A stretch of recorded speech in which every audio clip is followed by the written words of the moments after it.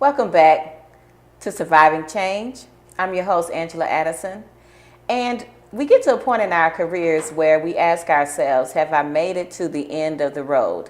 In Robert Frost's poem, The Road Not Taken, many of us, even before we get to that ending point of our career, have had to make some choices as to whether or not to take one path or take another. Sometimes we find ourselves facing paths at different points in our career. But one thing is for sure, that whatever path we take, we cannot go forward with any regrets. We cannot go forward feeling as if we've done something wrong. We can simply just move forward. And so our guest today will talk about how she has moved forward on the path that she's chosen as an educator, and how moving forward in her purpose has made all the difference. Welcome to Surviving Change, Igola Richardson. Oh, well, thank you. Thank you so much for having me, Angela. Oh, it's my pleasure, and also great to have someone who actually knows what I'm talking about when I talk about Robert Frost. Definitely. and the poem that I'm sure you have taught yeah. as many times as I have taught. One thing that I mentioned in the introduction is having purpose. Yes. And so often as educators, we are quick to say that this is our purpose, this is our calling, but on an individual basis, that sometimes our purpose is rooted into something that's greater than just being in the classroom, or that's greater than just impacting the lives of young people. Talk to me about how you fulfilled your purpose, not only as an educator in the classroom, but how you're understanding that God is refining your purpose in your life. Well, refining, I'm not quite sure that I would use that word. Mm-hmm. What I think is that we were born with multiple purposes. It's not just this one big, huge umbrella. It is multiple purposes. And so I feel like as an educator for the classroom experience that I did fulfill that purpose, that I remember loving every aspect. And I didn't leave my classroom experience because it was not fulfilling. I left because I was at the end of that particular pathway, that particular journey. I still can remember to this day standing in front of my class, and I would often act as though I was conducting an orchestra. And my kids would look at me like, "What is wrong with you?" And I said, this is music to my ears. We just went from a cacophony to a symphony. And I love the sound of learning. When that teaching connects with the learning. And there's a beauty to it that I thank God that I had an opportunity to experience. But when that road ended, when that pathway ended, I welcomed the next pathway. I guess that's one of the biggest parts of fulfilling your purpose at the time, is how you receive it. Very much so. It is. It's all in the perception. We talk about surviving change, and you and I have talked about that forever. But I also believe that when we're traveling this road, that God acts as our GPS sometimes. Mm-hmm. And when we go in the wrong direction, because a lot of the time we'll get caught up in what we think our purpose is. Mm-hmm. We should be married to this person. We should be going in this direction. We should be, have this particular career. And God has something already planned for us. I believe that He created a blueprint for our lives before we were born. Mm-hmm. Before I formed thee in the belly, I knew thee. And I believe that when we get off of the beaten path, that He acts as a GPS. And just like the GPS, it says rerouting. Rerouting. And oftentimes He brings us back to our purpose, and you know it when it happens, because there is a sense of sanctity that goes with living in your purpose. Amazing. You should talk about rerouting. The other day I was driving on Bolton Road, and they're doing construction on Bolton Road, so the road is closed. And so I decided to take the detour so I could get home. Well, in order to get home, according to the GPS, I had to take Bolton Road, and it would continue to reroute me and take me in that same direction. Yes. And so I had to challenge and actually go in a different direction only for the GPS to bring me back. to where I Absolutely. needed to be. So when you compare God That's to a powerful. GPS, the one thing that we have to know as we are moving in our purpose is that He is the navigator. Absolutely. And He created the path for us to take. It's only for us to yield to that path and trust that we'll end up back on the right In road. the right direction. I think what we fail to forget sometimes, and I'm real guilty of this, is that oftentimes with my GPS, I'm like, no, that's not the easiest way. That's not the best way. And so in and of myself, I'll make the decision to go in a different direction.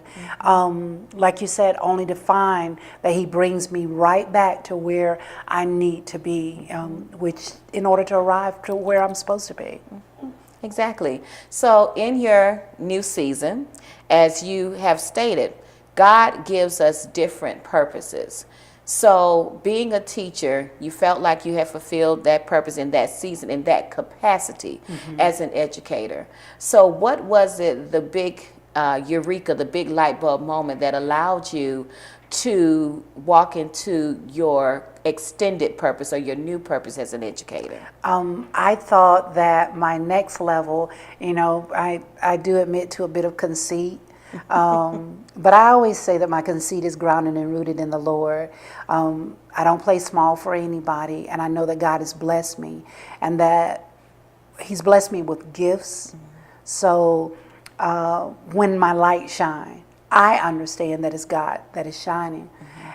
So I saw my walking out of the classroom as a way of extending my impact, my ability to help other folk, that it wasn't just about my kids in my classroom, but that I would be placed in a position where I could impact others. And I set out to do that.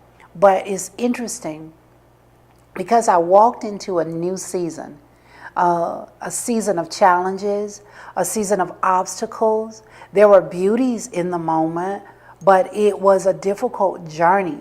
Not because I didn't have the skill set to do it, but because I believe that God wanted to grow me and stretch me beyond where I was. Wow. The growing and the stretching becomes the hard part, because sometimes we don't recognize that it is a part of the process of God getting us to where we want to. We have those pains, they call them growing pains. Yes. And I know for myself that when you're having growing pains, it never stops the process. Right. Like you can yell, kick, and scream, you're still going to grow. You're still going to grow. And you're still going to go through what you have to go through. I often say that God cares more about our character than He does our comfort. And the old me was not satisfactory to God for that particular season. And so He introduced challenges to me. I think before the age of 36, and I'm not even going to lie, I was like, there's nobody who dislikes me. Literally, that was my mindset. And then I encountered folk who didn't like me. You know what I mean? And I encountered hard patches in my life. And I encountered defeat and deceit, and trials, and hardship. And a lot of times I would find myself in the midst of it, never saying, why me, God? But screaming because I was there, and screaming from the pain, not literally, but just in my spirit, of going through the various things that I had to go through. But now in retrospect, I look back and I am so thankful, and I am so grateful for every obstacle that was placed in my way, because what it did was grow my muscles. And I find that after each challenge, after each obstacle, I'm no longer the same. So I've been able to morph and change. And I wouldn't take anything for that journey. That's awesome, that you have that perspective as it regards the growth moments, the times where, you weren't comfortable. I think about all of the scriptures that I hold dear when it talks about going to the next level. And there are very few scriptures that say it's going to be easy. Right. One of my favorites is Philippians 3:13 and 14. And it tells us in verse 14 to press Yes. towards the mark. Yes. And I think about grapes pressing. I think about, Oh, wow. in order to get the finest wine, you've got to press the grape. Absolutely. And you've got to disfigure it, and you've got to change it from what it was before. Absolutely. And so one thing that you had in your skill set was the willingness to go big, to do things bigger and better. And as we've shared previously, I know that there are some things that you're doing now that's bigger than and better than anything that you've ever done before. However, in that process, what changed? Like, what changed? You're still going bigger, you're still doing better, but what changed as you were pressing towards the mark of your new purpose? I would like to say, in my cockiness, that nothing changed. No, that's absolutely untrue. I changed, and that was the reason for the journey, was so that I could make the change, so that when I arrived at this season, there would be a level of humility. There would be an appreciation for what I had to go through in order to get to where I am. And there were moments, and it's interesting that we're having this conversation. I just had this same conversation with my principal when he said to me, Miss Richardson, he said, this moment that you're in has transformed you. He said, you are a different human being than you were 3 years ago. And that, he was just going on and on and on about who I am. I said, you know what? I'm going to be honest with you. I said, through this journey, I encountered some things that almost defeated me. But I had to make a conscious choice. And my choice was that I would survive the change. Either I could be defeated by it or I could grow from it. And the very thought of coming into a day and being disgruntled and being bitter and being unhappy was something that I did not want to embrace. So I had to let go of the resentment because the changes happened. I had to let go of who orchestrated the changes in my life, and I had to embrace where I was. And it's interesting, Angela, because where I was at the bottom of the totem pole. You spoke about going bigger. I went from what I thought was the bigger to the bottom of the totem pole. And I had to embrace the position that I was in. I had to learn, and I have this thing that I often say, I learned that it doesn't matter what job you tell me to do when I walk into a building. I may walk in one day and you say, I want you to clean the baseboard. That is going to be your new job. I came to an understanding, or I determined within myself, that my response would be this. First, I'm going to ask you a question. Will my cleaning baseboards change the relationship between Bank of America and my place of employment? And if you tell me that it doesn't change that relationship, that every 2 weeks they're going to get together on my behalf and do those things that make me happy, then the second thing I'm going to do is I'm going to ask you for resources. I'm going to need some knee pads. I'm going to need a copy of the standards, and I'm going to need a marker. Because what I'm going to do is I'm going to take the skill set that I have and I'm going to bring it to the place that I've been relegated to.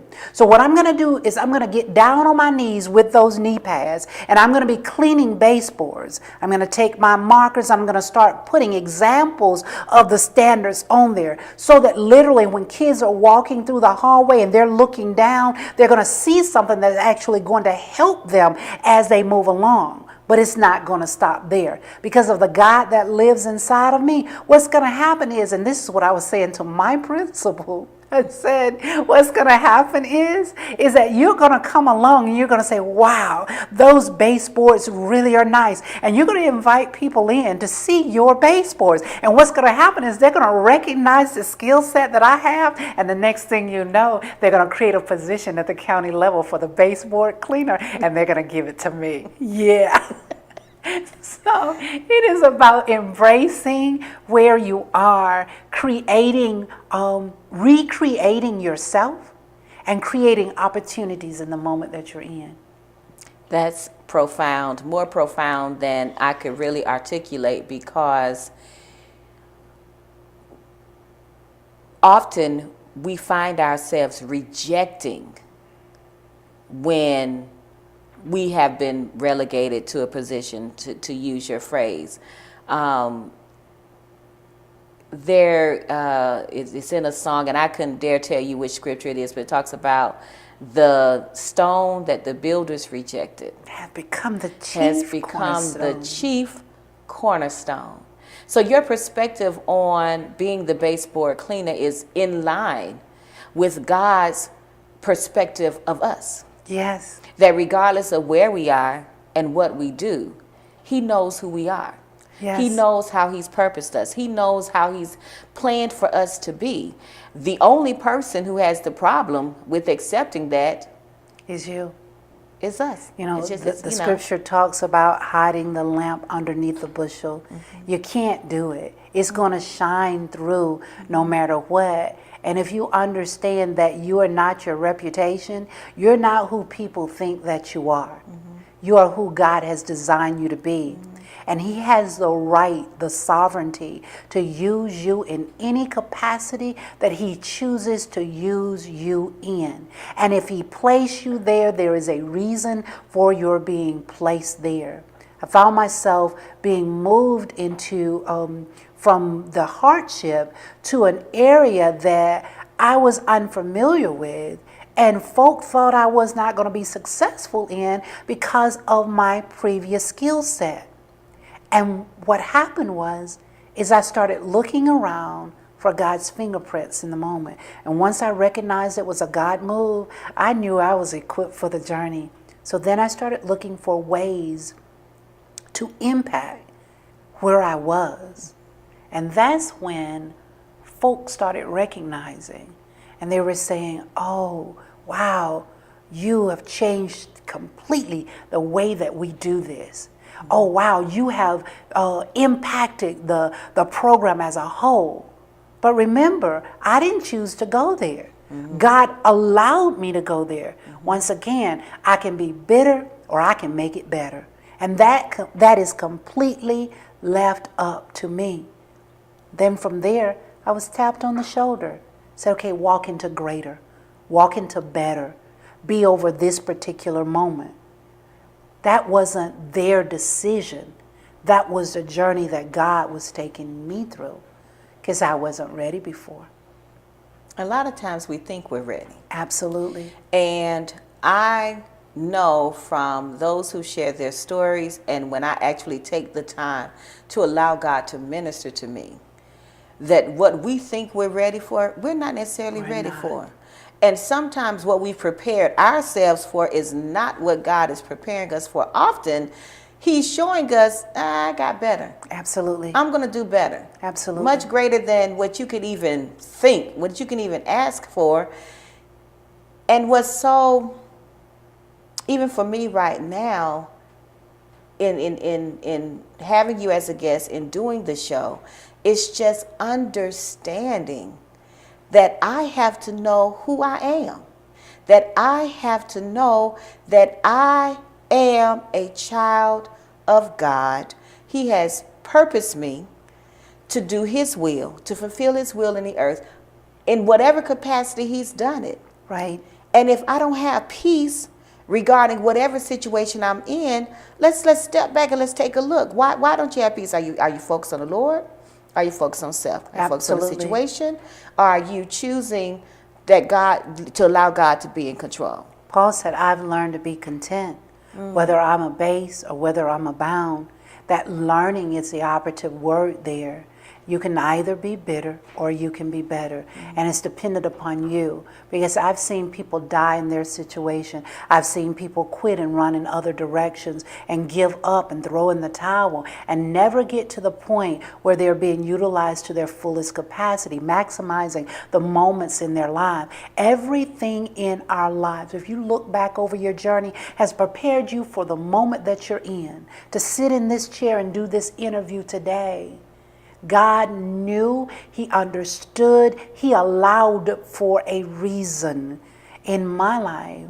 And so now that I'm in this particular moment, and I'm riding down the road some days, or I call my fiance up and bug him to death, and I'm like, I'm just so happy. I'm just so at peace, you know? If I wrote the script myself, I couldn't have written a better play for my life than what God is doing now. And it doesn't mean that it's not without hardship or sadness or difficulty. It's just that I've learned those things were never meant to kill my spirit. They were never meant to defeat me. They were meant to grow me. And then I had to step back and ask why. Well, because normally it's because we're out of order. Yes. You know, and He wants us to be. There's a scripture in Revelation where John speaks about on the island of Patmos when he see the Lord coming. And there's a song that paraphrases that incident. He said, "We shall be like Him." And he goes on to describe this physical attributes of God. But when you look at it, you realize that it's metaphorical, that it is talking about, you know, how we should be in our spirit. We can't get there unless, especially if we were born in sin, shaped in iniquity, there's no way we can get there without going through some something. You know what I mean? In order to be more like Christ. So that's what I strive to be. That's who I strive to be. If I could just get a little better than I was yesterday. Yeah. You mentioned being like Paul, and I would tell a lot of my colleagues that I have a Paulitude. You know, that I've known how to be a base. I've known how to, you know, do it on a lower level. I've known how to, or at least I thought I knew how to do it at a higher level. And so the word that really agitates my husband is content. What is the difference between contentment and comfort? You know, how do you go past that, you know, because some people, my husband thinks if you're content, you're satisfied, you're just going to leave it the way it is. So how do people distinguish between it and are able to grow even in contentment? Right. I think that there are two operative words there. There's the learning, and then there is the contentment. Learning is more than knowing. It is not saying I know how to be a base, but I have learned that there is this journey that we're always on. Right, and it does require a certain amount of energy and a certain amount of focus in order to learn. So in order to be content, I have to actually embrace my situation that I'm in, right? But this is the miraculous part of it.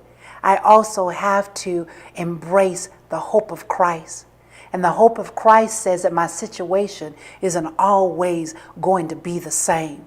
That joy does come in the morning. That there is an end to this particular journey. That God will deliver me. So I am content that as long as you want me to stay there because you're sovereign, I'm going to stay there. But God, I know you to be a God that can move mountains.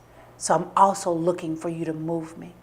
So that, I think, is what the scripture is telling us. It's all about perspective. It is. It's all about how you choose to view the situation. And we lose perspective when we take our eyes off of Christ. Very much so. And put eyes on self and eyes on how other people are perceiving us and what they think about us and you know, what are we going to do? All of those things, none of those things, all of them are underneath the umbrella of fear, and none of them have anything to do with God. Not one bit. Fear is not, there is no fear in God. at all. We oftentimes react out of our ego. Yeah. We do. We do. And our ego, a lot of times, is rooted in fear. Yes. And the frustration and the anxiety and the unknowing, you know, Right. of what is going to come. What is your constant when it comes to never allowing yourself to be that person who feels that, oh, I've got this. You know, I know how to do this. This is the path, this is the way. What is your constant that says, hey, you're okay. You can still grow. You can still move. Oh boy, that's the voice of the Lord, and most of the time He has to knock me upside of the head in order to get that through my head. You know what I mean? Because I get stuck in self a lot, and so He has to remind me, you know, that this is my journey that you're on, you know, and I have to just kind of humble myself. Yeah, we do get stuck. And it's always nice when I'm able to talk to you, whether it's, you know, on the show or in private, because the journey is just that. Yes. If I am not moving forward, then I'm stuck. Why am I stuck? Because I've taken my eyes off of the Lord. I've disconnected. I've disconnected, you know, and you can disconnect, sometimes unknowingly, sometimes because you feel like you are the expert. Yeah, I got this, you know.